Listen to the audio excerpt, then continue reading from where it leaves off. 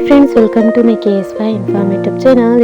ಯಾರಾದರೂ ನನ್ನ ಚಾನಲ್ನ ಸಬ್ಸ್ಕ್ರೈಬ್ ಮಾಡದೆ ನೋಡ್ತಾ ಇದ್ದರೆ ಪ್ಲೀಸ್ ಒಂದು ಸಬ್ಸ್ಕ್ರೈಬ್ ಮಾಡ್ಕೊಳ್ಳಿ.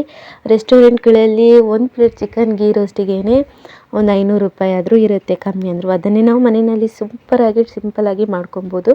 ಮೊದಲಿಗೆ ಚಿಕನ್ನ ನೀಟಾಗಿ ತೊಳ್ಕೊಂಡು ಅದಕ್ಕೆ ಉಪ್ಪು, ಅರಿಶಿನ, ಒಂದು ಅರ್ಧ ಕಪ್ ಆಗುವಷ್ಟು ಮೊಸರನ್ನ ಹಾಕ್ಕೊಂಡು ನೀಟಾಗಿ ಮಿಕ್ಸ್ ಮಾಡ್ಕೊಬೇಕು. ಚೆನ್ನಾಗಿ ಮ್ಯಾರಿನೇಟ್ ಮಾಡಿಬಿಟ್ಟು ಒಂದು ಅರ್ಧ ಗಂಟೆನಾದರೂ ಎತ್ತಿಟ್ಕೊಂಡ್ಬಿಡಿ, ಸೂಪರ್ ಟೇಸ್ಟಿಯಾಗಿ ಬರುತ್ತೆ.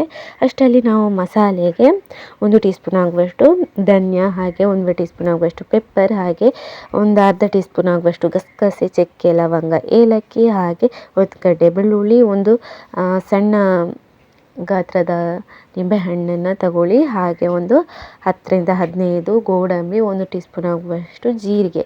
ಇದಕ್ಕೆ ಒಂದು 20 ಬ್ಯಾಡಗಿ ಮೆಣಸು ನೆನೆಸಿಟ್ಟು ಅದನ್ನು ಹಾಕ್ಕೊಬೇಕು, ನೀಟಾಗಿ ಗ್ರೈಂಡ್ ಮಾಡ್ಕೊಬೇಕು. ಅದಾದಮೇಲೆ ಒಂದು ಫ್ರೈಯಿಂಗ್ ಪ್ಯಾನಲ್ಲಿ ಸ್ವಲ್ಪ ತುಪ್ಪ ಹಾಕ್ಕೊಂಡು ನಾವು ಮ್ಯಾರಿನೇಟ್ ಮಾಡ್ಕೊಂಡಿರುವಂಥ ಚಿಕನ್ನ ಹಾಕ್ಬಿಟ್ಟು ನೀರು ಹಾಕ್ದಲೇ ಹಾಗೇ ಫ್ರೈ ಮಾಡ್ಕೊಬೇಕು. ಚೆನ್ನಾಗೇ ಫ್ರೈ ಮಾಡಿ ಒಂದು 15 ಮಿನಿಟ್ಸ್ ಹಾಗೇ ಫ್ರೈ ಮಾಡಿ ಅದಾದಮೇಲೆ ಅದನ್ನು ಎತ್ತಿಟ್ಕೊಂಡ್ಬಿಟ್ಟು ಮತ್ತೆ ಅದೇ ಪಾತ್ರೆಗೆ ಸ್ವಲ್ಪ ತುಪ್ಪನ ಹಾಕ್ಕೊಂಡು ನಾವು ಗ್ರೈಂಡ್ ಮಾಡಿರುವಂಥ ಮಸಾಲೆ ಏನಿದೆ ಅದನ್ನು ಹಾಕ್ಕೊಬೇಕು. ಅದನ್ನು ಹಾಕ್ಕೊಂಡು ಮೇಲ್ಗಡೆ ಇನ್ನೂ ಸ್ವಲ್ಪ ತುಪ್ಪ ಹಾಕ್ಕೊಂಡು ಅದನ್ನು ಗ್ರೈಂಡ್ ಮಾಡಿರೋದನ್ನು ಚೆನ್ನಾಗೇ ನಾವು ಮಿಕ್ಸ್ ಮಾಡ್ತಾ ಅದರಲ್ಲಿರುವ ನೀರಿನ ಅಂಶ ಕಮ್ಮಿಯಾಗಿ ದಪ್ಪ ಆಗಬೇಕು.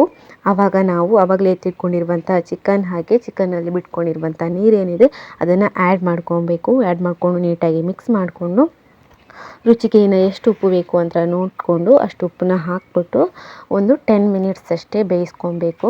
ಯಾಕಂದರೆ ಚಿಕನ್ನು ಕುಕ್ ಆಗಿದೆ, ಮಸಾಲಾನು ಕುಕ್ ಆಗಿರುತ್ತೆ.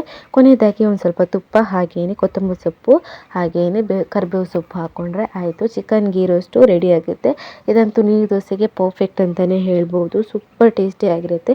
ಇನ್ನು ರೆಸ್ಟೋರೆಂಟ್ಗೆ ಹೋಗಬೇಕಾಗಿಲ್ಲ, ಮನೆಯಲ್ಲೇ ಮಾಡ್ಕೊಬೋದು.